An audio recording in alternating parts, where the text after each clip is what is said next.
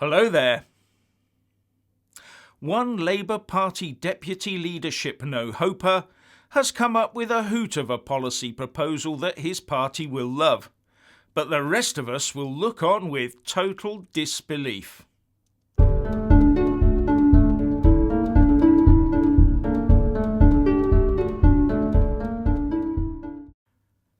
Firstly, as ever, please kick that YouTube algorithm up the jacksie by giving this video a big fat like.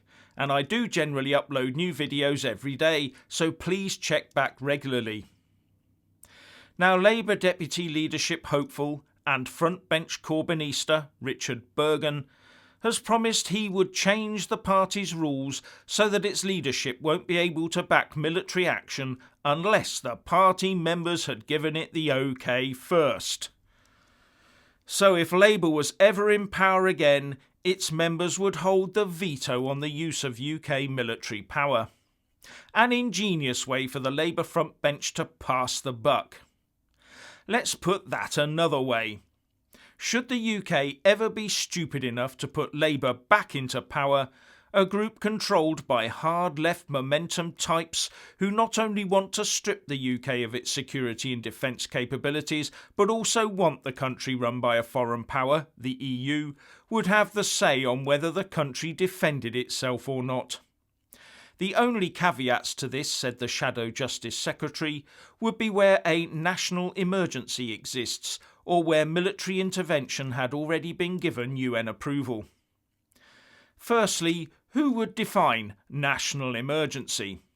And it is not up to the UN to decide when the UK is empowered to defend itself and its interests from harm. Secondly, if there is no existing UN mandate, it could be very hard to get one.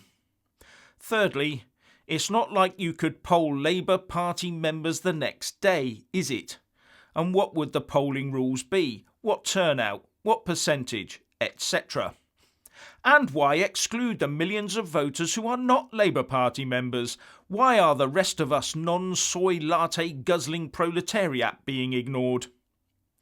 Then there's the issue of informed debate being held in public, with the whole defence posture of the UK being laid out before the world.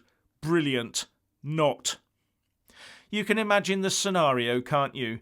Labour ministers sat round the cabinet table facing the need for military action, with the first item on the agenda being whether they needed to call an extraordinary meeting of their party to decide whether to use our armed forces or not. Ridiculous.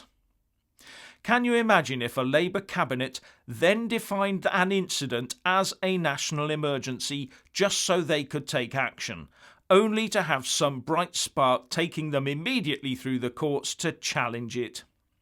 That sort of precedent has already been set. Remember the prorogation decision by the Supreme Court last year? And yes, there are people out there who would be more than happy to fund such a legal action.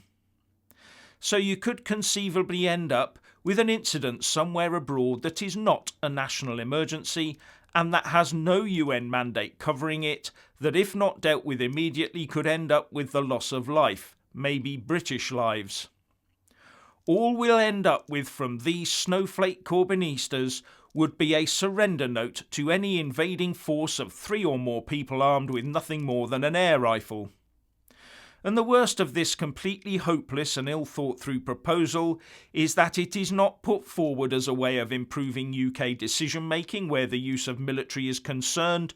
No, it's to make the Labour Party feel a bit better about Blair's decision to back the Iraq conflict. Speaking at an event in Oxford last night, Burgon said, "Never again should Labour members have the shame of having to protest not in my name against their own party."